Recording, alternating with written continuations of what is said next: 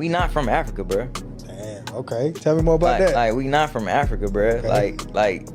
Okay. History is a lie, bro. Like, okay. I'm not from Africa, bro. You're not? Okay. I'm not from Africa, bro. Like, you was here already. Like, bro, like, yeah, I was here already. Mm-hmm. You can look at an African, and their features are different than mine. Right. Chad, stop playing with me. Who is this, bro? You ain't Speed. You ain't the real Speed, bro. Who the hell is this, bro? Man, it's Timu Speed.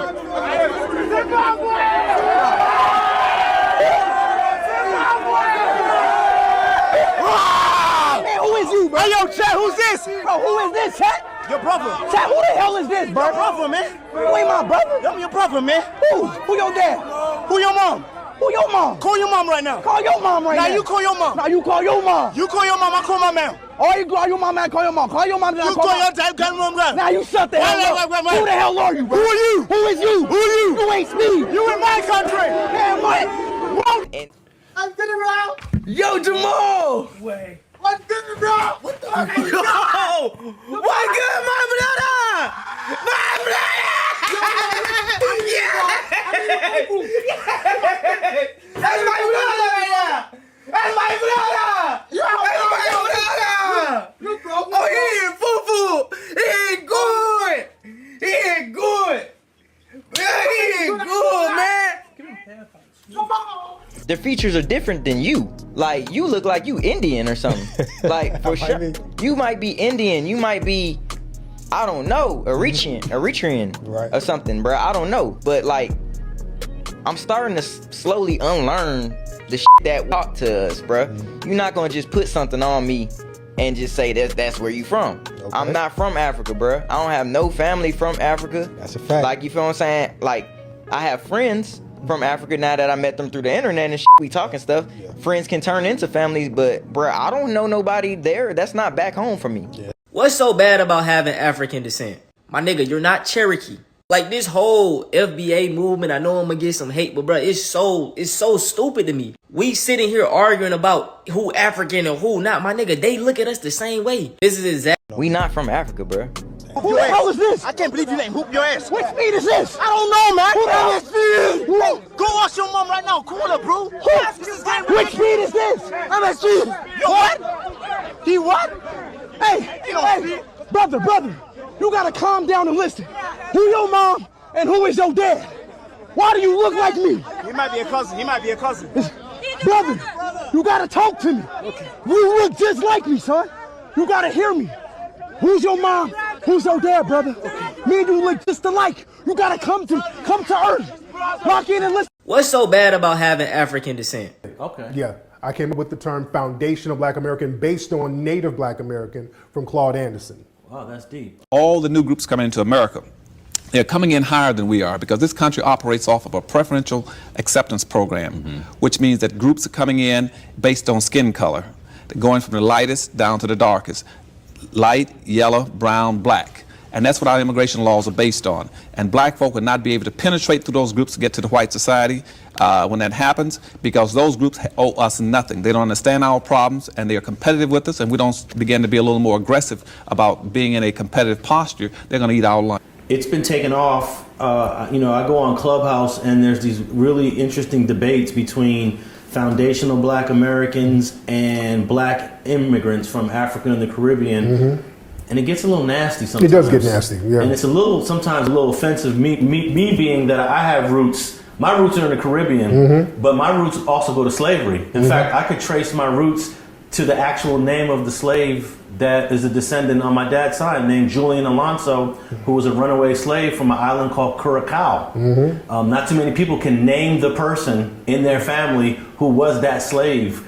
So I feel like my history and my background is very similar to foundational Black Americans, but there's this divide now. And I think maybe the divide, some people saying the divide is becoming more severe because of you. Like a baby, miss Mammy's titty. I miss you like I misses a rock in my shoe.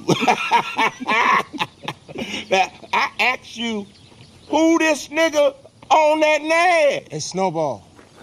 You wanna know my name or the name of my horse? That's who the hell you calling Snowball, horse boy. I'll snatch your black ass off that nag down here in the mud so fast, make Shalom, everybody. So this is the current divide that is going on inside the black community today. You have black people claiming to be Indians native to America, and then you have black people not wanting anything to do with other black people around the world, not wanting anything to do with the land of Africa in which many black people have came from. And allegedly this is being done for our own benefit. This is being done to preserve the culture that we have here in America. They want us to delineate from the rest of those who were not born here in the States, but came here as immigrants to make a living and become successful here in America. And the whole problem with this FBA thing is that there's no benefit in doing so.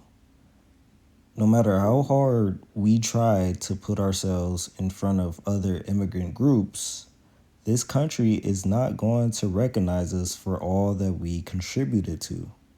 If that was the case, we would have been received what was our just due.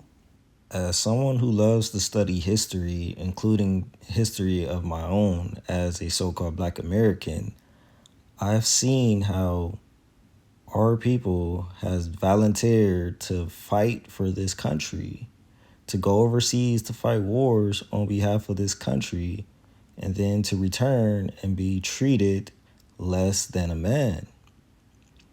So it doesn't matter how high and above we go, this country throughout every generation up until now is still not going to acknowledge us as equals.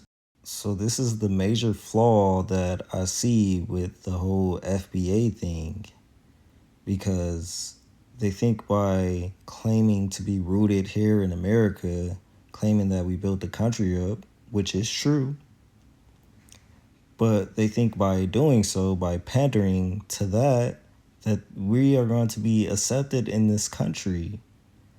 It is not going to happen. When you look at all the list of the presidents, what do you largely see? This country is not ours. This is not a country that we are running. This is not a system that we have built. And that's not to say that we haven't contributed largely to what this country has become. We definitely did. But at what gain? At what benefit did we gain from all that we contributed to? In return, we have gotten nothing. And that still applies today. So this FBA movement ran by Tariq Nasheed isn't going to be any different than what black people have tried in the past. And before I show how this movement is currently failing, I first want to point out one of the major flaws when it comes to Tariq Nasheed's FBA movement. And that is, as he said in one of the clips that I showed, he looked up to Dr. Claude Anderson. This is where he came up with this movement of foundational Black Americans. And here is Dr. Anderson's core philosophy. He argues that Black Americans are a unique, exceptional group because their ancestors were forcibly brought to the country, stripped of their culture, denied humanity, and used to build the nation's wealth for centuries. He stresses that Native Black Americans are the most patriotic group in the country and should not be grouped into broad, ambiguous categories like minority or people of color. And that there is the problem. It doesn't matter how patriotic we become, how patriotic we want white America to see us, they are not going to do anything for us. And excuse my language, but I just have to say it. Kissing their ass is not going to improve our conditions. Kissing their ass is not going to get us reparations. Kissing their ass is not going to move us up the letterboard. We still are stuck in the same position that we have been since the beginning. And this is the only reward, if you even view it as such, that the FBA movement has gotten from America, despite all the pandering that they have been doing in trying to disassociate themselves from Africa and the rest of the black community all across the world. You are not going to believe this. On this Black History Month, we're highlighting foundational Black Americans whose ingenuity, innovations, and labor play a critical role in American culture and infrastructure. And yeah, that's it. That's all they gotten was a shout out on a TV network during Black History Month, mind you. But nothing else to show for. There's nothing else to show for. Last I checked, Jewish people are still the main priority of this country. They are still receiving reparations. Hell, even gay people come before the black community. Even racist people that participated in the January 6th riots were almost guaranteed reparations before black people. Hey, what's going on, Tariq? I'm good, Tether New. What's going on? The anchor babies popping out in your family because of this birthright citizenship thing? Yeah, man, it seemed like it's been a bad month for FBA. You know, Trump blocked reparations for Evanston, Illinois. I didn't hear you speak about it. Bad month for us? Yeah. Trump blocked reparations for Evanston. Reparations has always been blocked, so that's why we're getting the tethers out the way. So that's not a bad month. Why you ain't speak about Trump blocking Evanston? Why you ain't speak about it? I haven't heard you spoke about it. How was this bad for us? How was this bad for foundational Black Americans? Well, you said Trump is not doing anything to hurt foundational Black Americans. He blocking foundational Black Americans reparations. That's not harming foundational Black Americans. Trump blocking Evanston, Illinois. That was not a real reparations package. That was some bullshit. Fuck that. That was some bullshit. That ain't reparation. Oh, So if you haven't, hopefully you can see by now how low we are on the totem pole in America. It doesn't matter which party you belong to or which party you think is best. They both have the same mentality when it comes to black people. The reality also is this. Any policy that will benefit black people will benefit all of society. Let's be clear about that. Let's really be clear about that. So I'm not going to sit here and say I'm going to do something that's only going to benefit black people. No, because becoming more Americanized and patriotic is not going to improve our conditions. Taking up a flag that is draped in the blood of our ancestors is not going to put you on equal footing with the people that run this country. And claiming to be Native American Indian, a people that was genocided against by the very people who own this country, a people that was kicked out of their land and forced to migrate into small reservations in America. Do you really think that is going to improve your conditions? Do you really think that is going to make people look at you different? Mr. Toure, here in the 1960s, as I said before, you were one of the ardent proponents of using the term black. How do you feel now about abandoning it in favor of African American? Well, I do not even use the term African American. I use the term Africans because that's what we are. We're Africans in America. There's nothing American about this. Our history has only been a history of struggle in America. We are the only ethnic group in America who have to shed our blood to make reform. To get the vote, we must shed our blood. To get our children to school, we must shed our blood. To get on the bus and sit where we want, we must shed our blood. To even get in a filthy 5 and 10 cent store, we must shed our blood. So I don't see how we could be American. We're Africans in America struggling against American capitalism. And only until it's destroyed will we enjoy the rights that everyone else is speaking of. And I couldn't agree more with what was just said. The further we remove ourselves from Africa, the farther we detach from our historic identity as a people.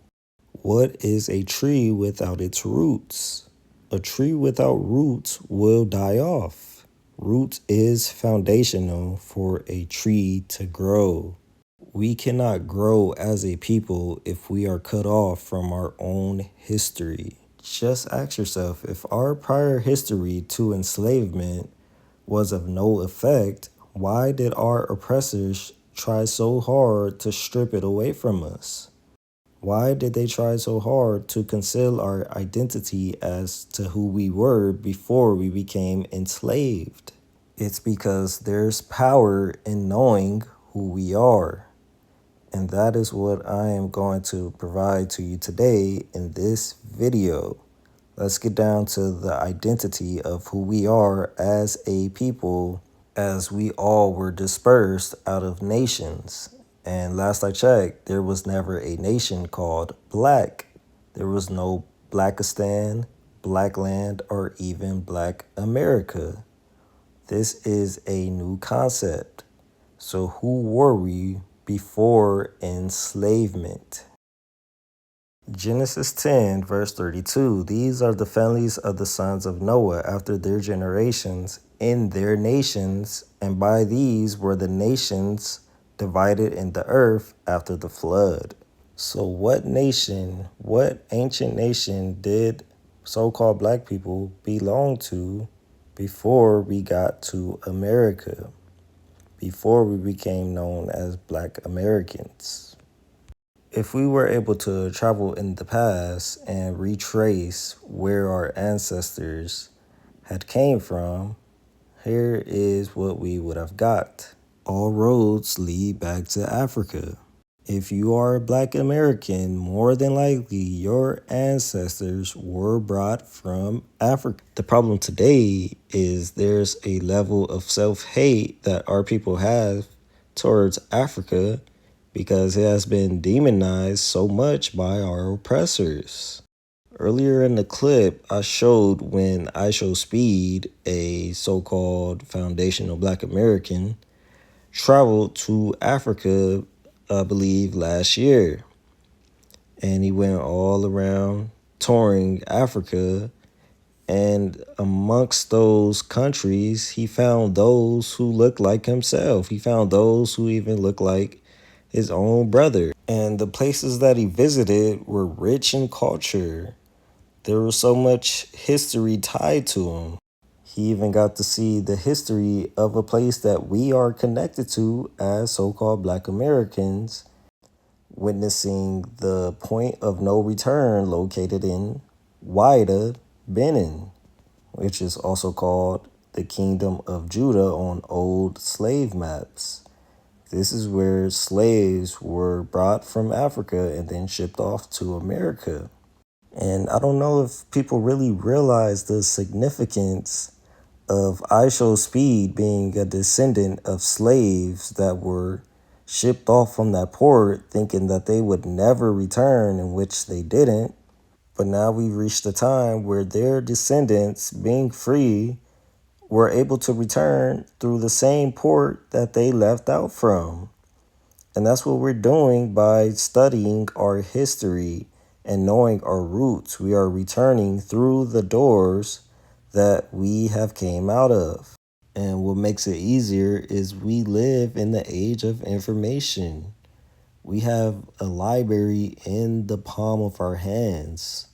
We have access to see these things that our ancestors, being born to enslaved parents, were not able to see during their lifetime. We are able to see what Africa looks like in real time. And this is what the Most High told the prophet Daniel: in the last days, knowledge shall increase, and people shall travel to and fro. In this technological age, we are able to rediscover who we are as a people. We are able to research all the history of what has went on in Africa and what is still going on today. We are able to see it with our own eyes. What we do is we sort these diamonds. Okay, what if I want to buy these? I want to buy one of these diamonds. If you want to buy one of these diamonds. Yeah, who do I talk to? You'd have to talk to DPS or the site holders, because we don't sell. We only have 2 customers. But I can't be a customer. This is my first time in Botswana. We can make arrangements for you to buy diamonds. Yes. But these are rough. Yeah, I know, but what if I want to buy a rough diamond? No. We only sell rough to 2 customers. And then maybe you So that's the difference between now and between the period where our ancestors were enslaved in America. The first generation of enslaved people were able to remember what Africa was, but their sons and daughters quickly forgot because they were not from there. They were not born there. So all they knew was America. But now we can look back and actually see what was. And there was numerous empires and kingdoms that so-called black people came out of. Most of our ancestors were taken from West and Central Africa.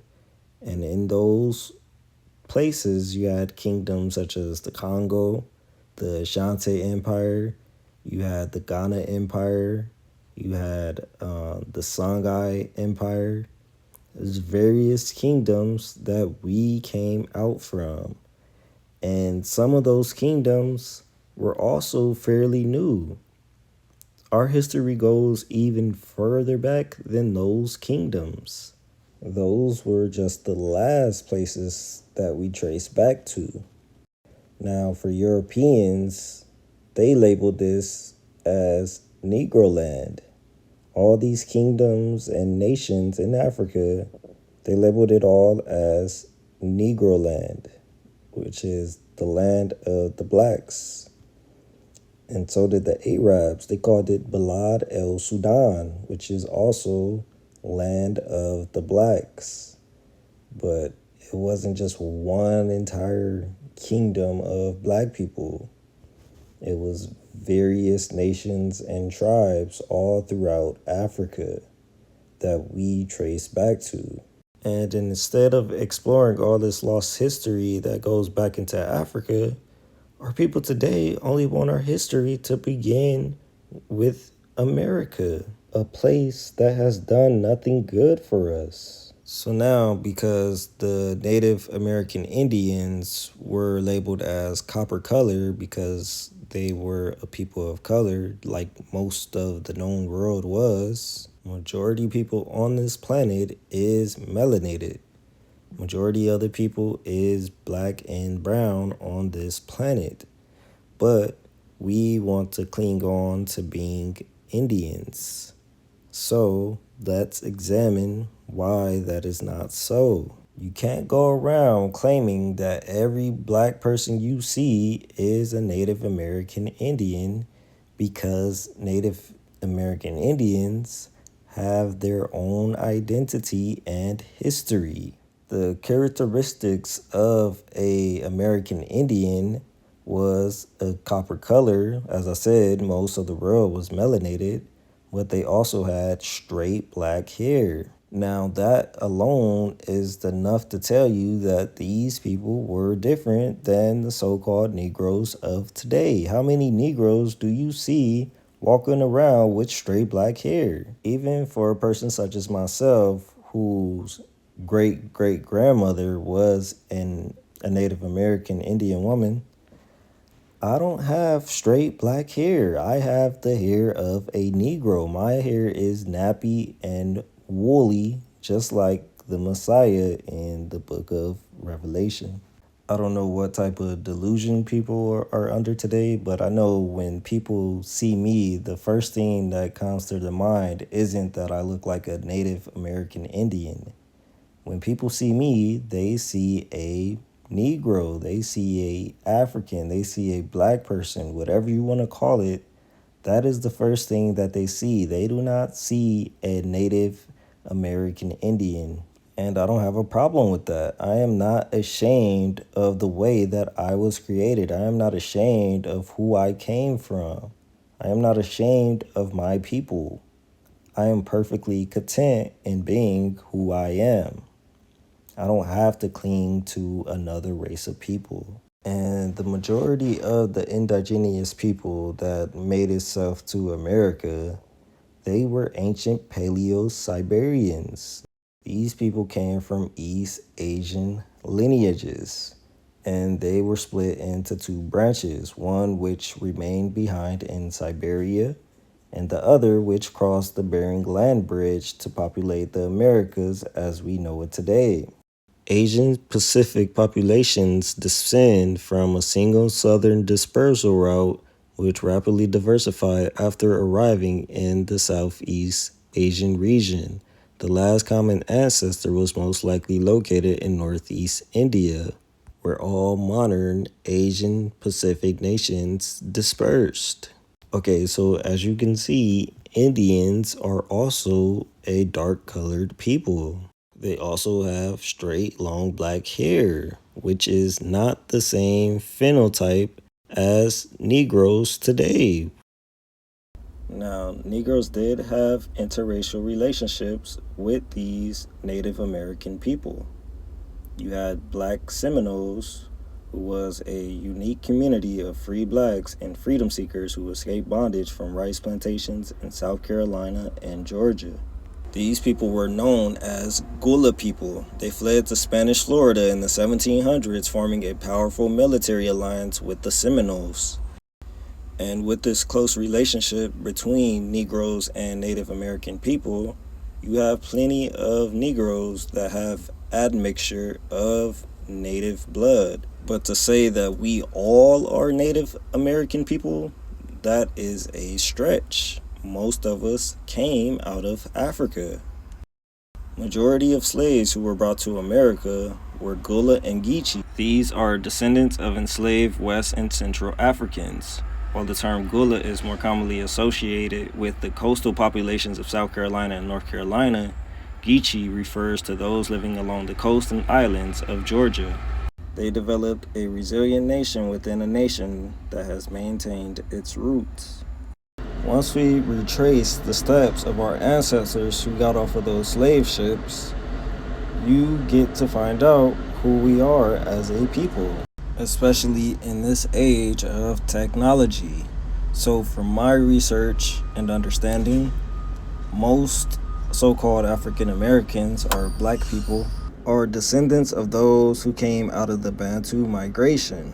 The Bantu people swept across Africa in two major routes. One was the eastern route, which moved toward the African Great Lakes region and eventually down to the eastern coast, and the western route, which moved through the Congo River basin and extended into southern Africa. And important to note, Bantu simply means the people. So this term Bantu is not an actual nationality or ethnic name of who these people were. They were simply called the people, Bantu.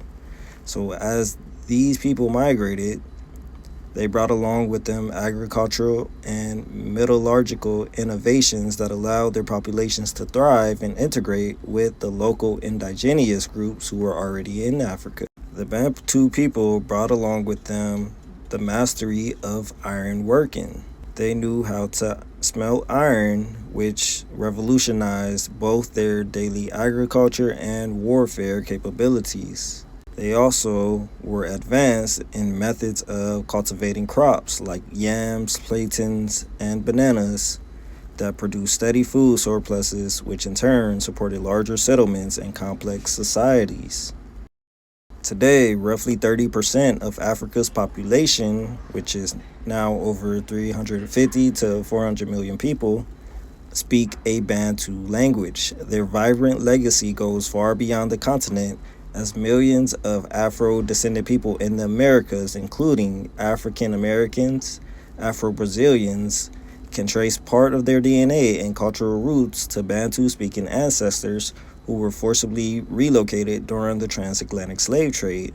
Their deeply rooted traditions of ancestral veneration, community-based social structures, and dynamic artistry continue to shape modern realities worldwide. So this is how I actually found out about the Bantu people. I took a DNA test, and it showed these same exact results that I'm giving you today.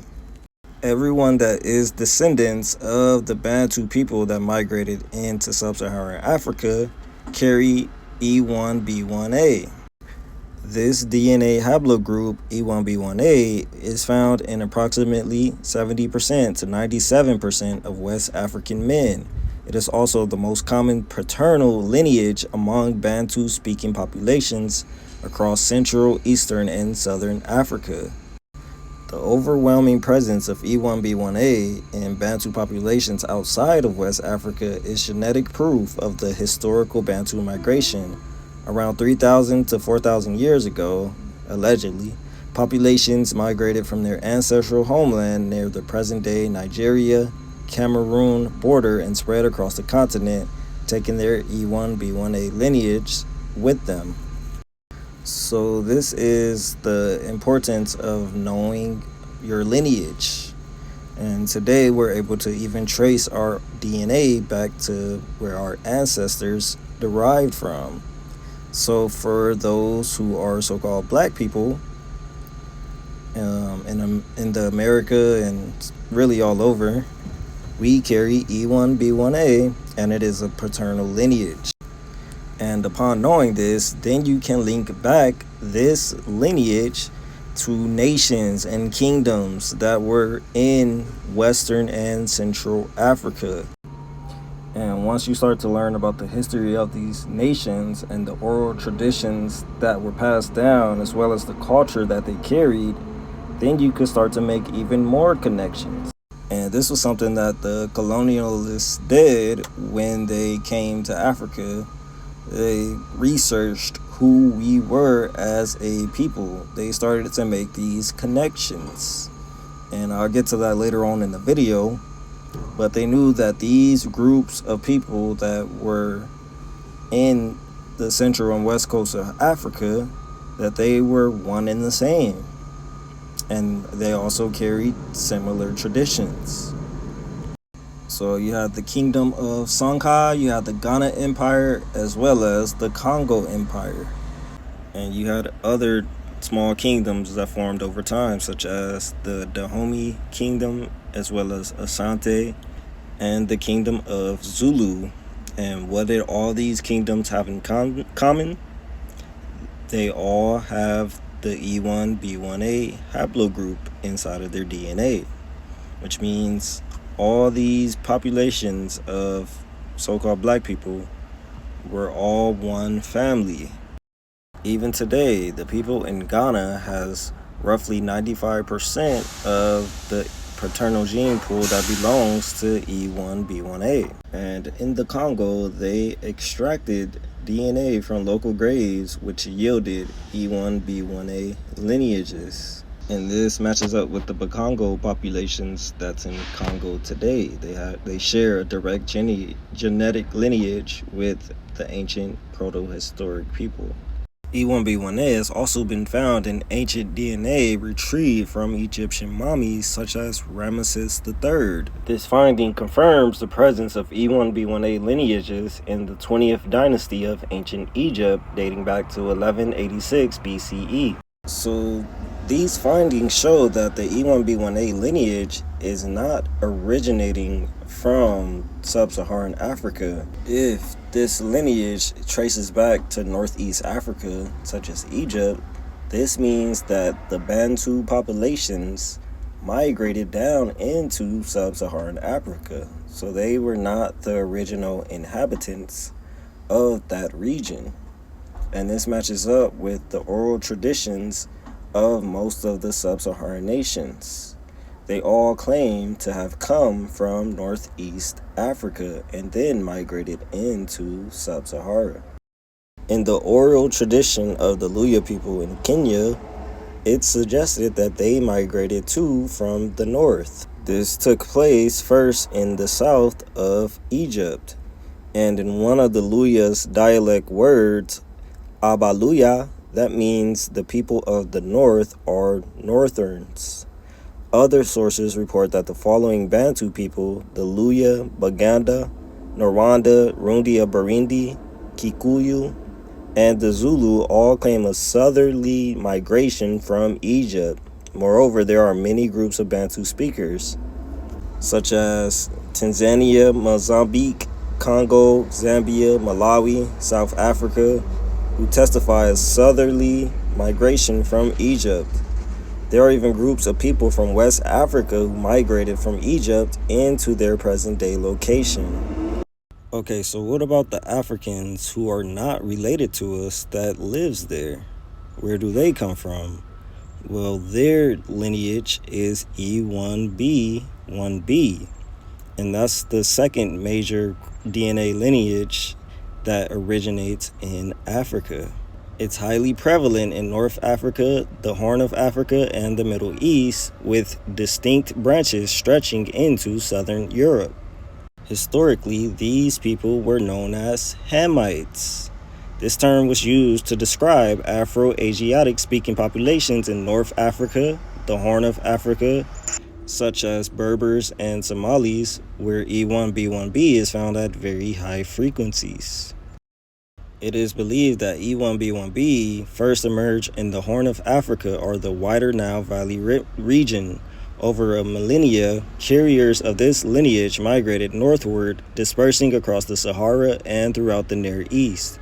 Geneticists associate the spread of these paternal lines with the diffusion of Afro-Asiatic languages, the expansion of Neolithic farmers, and later maritime trading networks across the Mediterranean.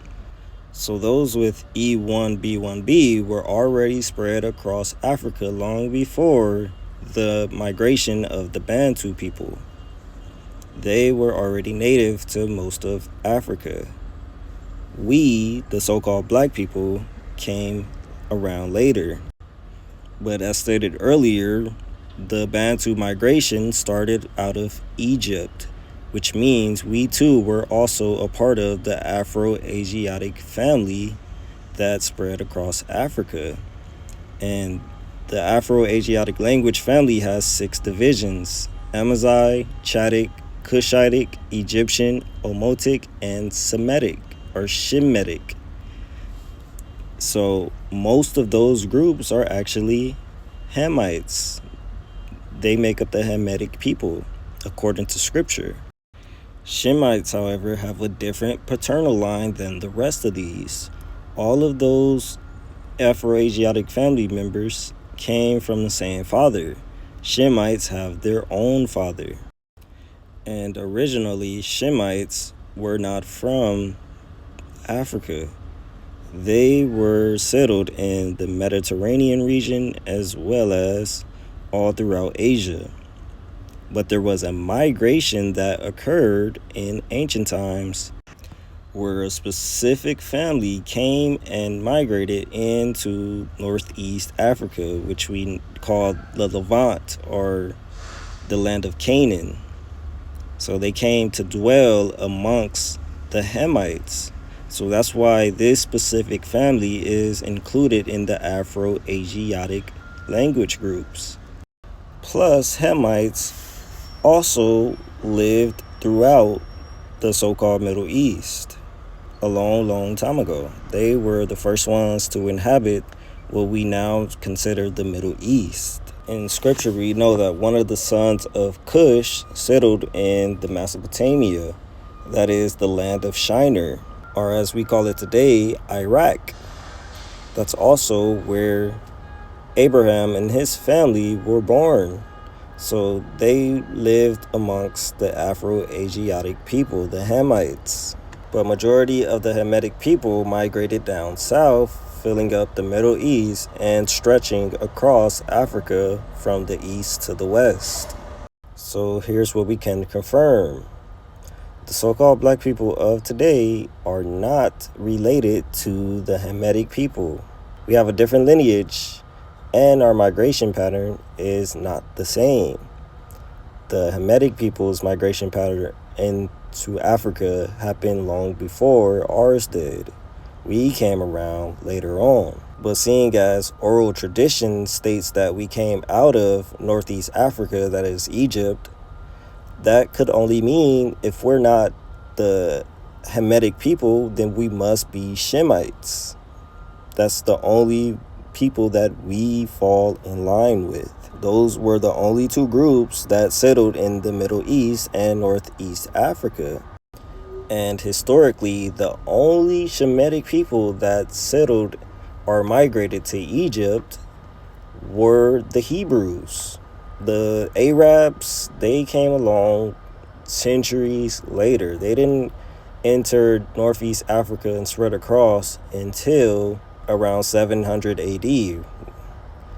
The Hebrews were around in Egypt in ancient times, since the ancient times. So the Hebrews originated in the ancient Near East, specifically the historical region of Canaan. Remember, the Canaanites are Hamitic people. They have E1B1B. They are not E1B1A. The Shemitic people settled in an area where the Hamites were already living. Now, originally, these Semitic people were not supposed to be there, according to the Book of Jubilees. They settled in a land that was not meant for them. The Hamitic people were supposed to go down into Egypt, and Africa was going to be their original habitation. But Canaan decided to take the land that was meant for the Shemitic people, such as the Hebrews. So that's why the Most High still called Abraham down into the land of Canaan to give them the land that was supposed to be meant for them by Lot. This can be found in the Book of Jubilees. So when you read the Bible, it's not just the Hebrews going and stealing another people's land. That land was originally meant for them. The Canaanites were not supposed to settle in that land. And even when they did, they corrupted it. They were judged for their sin by the Most High. And the Most High used the Hebrews as a tool of his judgment. They made war on the Canaanites. So just a little backstory to how the Hebrews made its way into that region. They migrated from the Mesopotamia to the land of Canaan, and then they settled in Egypt, right? Abraham went down into Egypt, and then years later, his grandsons went down into Egypt. And the thing about the Hebrews is they kept track of their lineage. They kept track of who their fathers were and the generations that came before them. And that started with Abraham. Matthew chapter 1, verse 2 through 6. Abraham begot Isaac, Isaac begot Jacob, and Jacob begot Judas and his brethren, and Judas begot Perez and Zerah of Tamar, and Phares begot Ezram, and so on and so on. It goes all the way down until it gets to that main important figure in scripture, which here is referring to Yeshua the Messiah. This was his lineage dating all the way back to Abraham. So the Hebrews kept track of who they came from and where they came from. Now, as they started to populate in large amounts of numbers and then became dispersed amongst each other, it became difficult to keep that track, or to keep track of that lineage up until today, because once again they went into captivity all throughout their history. They went into captivity in Babylon, Persia, Rome, and then it says they would be scattered to the four corners of the earth. But the only thing that can link the Hebrew people today back to their forefathers is knowing their DNA, and that is E1B1A. It traces back to Egypt, and it traces back to the Levant. But Egypt mainly was the founder event for the Hebrews. This is where they really became a nation, in the land of Egypt. Exodus chapter 1, verse 5 through 7. All the souls that came out of the loins of Jacob were 70 souls, for Joseph was in Egypt already. So when the Hebrews got into Egypt, they were only 70 people. It wasn't until after Joseph's death and all his brothers, that is the 11 sons of Jacob, that all the Israelite people began to grow in size. It says in verse 7 of Exodus chapter 1 that the children of Israel were fruitful and increased abundantly and multiplied and waxed exceeding might, and the land was filled with them. So this is why the Hamitic Egyptian Pharaoh wanted to decrease their population by killing the male babies of the Hebrews, because they were growing so much in numbers and size. They were beginning to outnumber the Egyptians themselves. So this is where they really became a nation, right here in Egypt. Genesis chapter 46 verse 3, and he said, I am Yahuwah, the Elohim of thy father. Fear not to go down into Egypt, for I will there make of you a great nation. So the Israelites went from 70 souls to 2 to 3 million people over a 215-year period in the land of Egypt. Even as they were slaves, they were still growing in size and numbers. This is where the Most High made them a nation. He would then take this large number of Hebrews out of Egypt and settle them in their own land, the land that was meant for them to be in.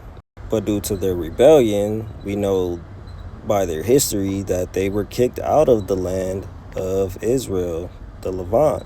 So many of them went back down into Egypt. And this is where the Bantu story picks up. This was the birth of the Bantu migration.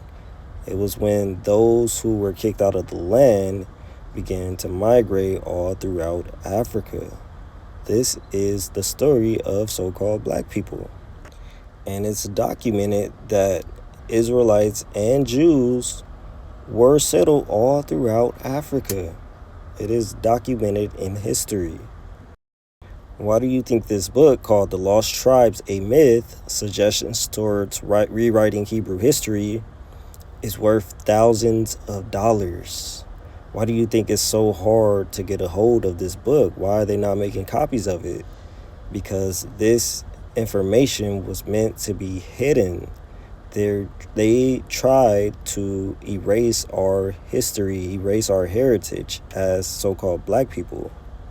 But once you read this book, then you start to make the connection that you have in history that dates back in ancient times. It starts to fill the gap that was lost. So now we can link ourselves back to our ancestors by knowing this history, by knowing that we were the Shemitic Hebrews that migrated out of Egypt. And this migration into Africa came in waves. So we didn't all migrate into Africa at one time. It came throughout various waves in different centuries. We know that the Israelites from the 10 northern tribes migrated in sub-Saharan Africa after 700 BC. And there's a historical link between Kebbi, a state in northwestern Nigeria, and the ancient Israelites that comes from anthropological theories suggesting that surviving populations of the ancient Near East, including groups of Israelites and Assyrians, migrated and settled in sub-Saharan Africa. So there's a link between Israelites and so-called Nigerians. According to research historians like Professor Dirk Lang, early chronicles and king lists from the Haza state of Kebbi hint at a migration of ancient Near Eastern peoples around 600 BC. These theories suggest that following the collapse of the Neo-Assyrian Empire, which previously conquered and exiled the 10 northern tribes of Israel, refugees trekked across the Sahara to West Africa. Documents from Kebbi list the names of early rulers that match ancient Mesopotamia kings and cities, which researchers argue points to a continued ancient community. So it was the Hassa people that were in that region that these Israelites had came to. And if you search up the lineage of the Hausa people and their DNA haplogroup, it is E1B1A. And that, once again, is the same haplogroup of so-called black people in the Americas, which means we are one in the same. We are genetically related and share the same paternal lineage. We came from the same fathers. And this connection of all the tribes throughout Africa being Hebrews was known long ago by Europeans. When they sent people into Africa to explore the region and to learn about the people, they knew that most of these tribes of people were related to each other. It didn't matter if they was in Western Africa, Central, or South. They knew they had the same features and that they had similar culture and traditions. And they knew that they were one and the same. And now this information was hard to get. It is not mainstream. But in the Lost Tribes of Myth book, it is documented. It is documented that there were tribes of Israelites and Jews all throughout Africa. You had a major amount of Jews in what we call Negroland or Balad el Sudan. And then you had a major amount of Jews also in the Congo region. But once the transatlantic slave trade kicked off, where you have millions of these Hebrews being stripped away from their heritage and brought to a foreign land, and then you have them coming in and colonizing all of Africa and forcing their own education system upon Africans, then we start to get away from our own traditional heritage and history. So that's what happened for those who were dispersed into America and those who remained in Africa. The colonizer came and started to rewrite our history. And that matches up with scripture. It says in Jeremiah chapter 33, verse 24, "Considers thou not what this people have spoken, saying, the two families, Judah and Israel, which Yahuwah has chosen, he has even cast them off. Thus they have despised my people, that they should be no more a nation before them." This is what the European Gentiles came and did. They tried to cut us off from our heritage. They tried to cut us off from knowing who we really are as a people. And even today, they're trying everything that they can do to keep us uninformed of who we are, by even classifying Hebrews as Canaanites. They make it seem that Canaanites and Israelites had the same paternal DNA, but that is not true. Once again, the Canaanites are Hamites. They were E1B1B. The Israelites were Shemitic. They were E1B1A. These were two different groups of people. But when you classify them as Canaanites, you rewrite who we are as a people. But the one thing that they can't rewrite is what's in the Hebrew Bible. We know that these two groups are different. They have different paternal origins. The Israelites are descendants of Abraham, tracing their patrilineal line through Shem. They are Shemitic. We were not Egyptians or Cushites or Canaanites. We were Shemites who dwelt among the Hamites, but we were our own people. So is this the real Egypt? Yes. Think about it. Malcolm X, when he went to Egypt, he came back and said, that's not them. That's us on them statues. We the true Egyptians. Who was the true Egyptians? At that time, they were saying African American, but it's the copper-colored Indians. So is this the real Egypt? Yes. Mississippi is Nile River. Texas is the second largest state, right? Texas was all the states that was around it. So if Texas was a part of all that, Egypt. That's why it's it takes so long for Texas to change their laws because they know they have the most majority of gods and goddesses.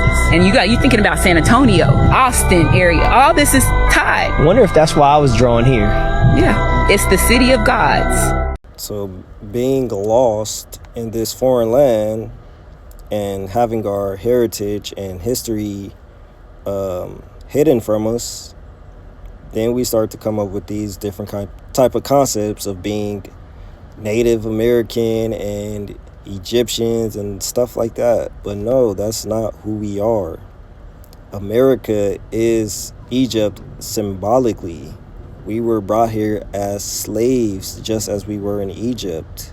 Deuteronomy chapter 28 verse 65 speaks about this captivity of Hebrews going back into ships in Egypt. That is America. It doesn't mean that in the literal sense. It's symbolic. Symbolically, America represents what Egypt was. We were slaves here, but this is not our original homeland. We were dispersed here.